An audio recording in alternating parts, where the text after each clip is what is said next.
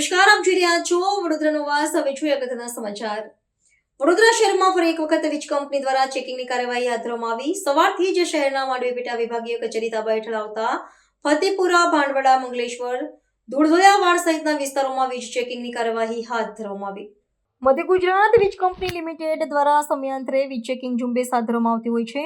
થોડા દિવસો પૂર્વે જ શહેરના પાણીગેટ અને માંડવી સબ ડિવિઝનમાં આવતા વિસ્તારોમાં વિજિલન્સ દ્વારા મોટી ચેકિંગની કાર્યવાહી હાથ ધરવામાં આવી હતી. જેમાં ચેકિંગ કરાયેલા વીજ જોડાણોમાં કેટલાક ગેરકાયદેસર અને કેટલાક જોડાણોમાંથી 55 લાખ ઉપરાંતની વીજ ચોરી ઝડપાઈ હતી. ત્યારે આજે ફરી એક વખત માંડવી પેટા વિભાગીય કચેરી તાબા હેઠળ આવતા વિસ્તાર ફતેપુરા, ધૂળધોયાવાડ, ભાંડવાડા સહિતના વિસ્તારમાં વીજ કંપનીની ટીમો દ્વારા વિજિલન્સ સાથે ચેકિંગની કાર્યવાહી હાથ ધરવામાં આવી છે. જેના કારણે વીજ ચાવરોમાં પણ ભારે ફફડાટ ફેલાયો છે. હાલ આ કાર્યવાહી ચાલુ છે. કાર્યવાહી પૂર્ણ થયા બાદ સઘળી હકીકત સામે આવે તેમ છે.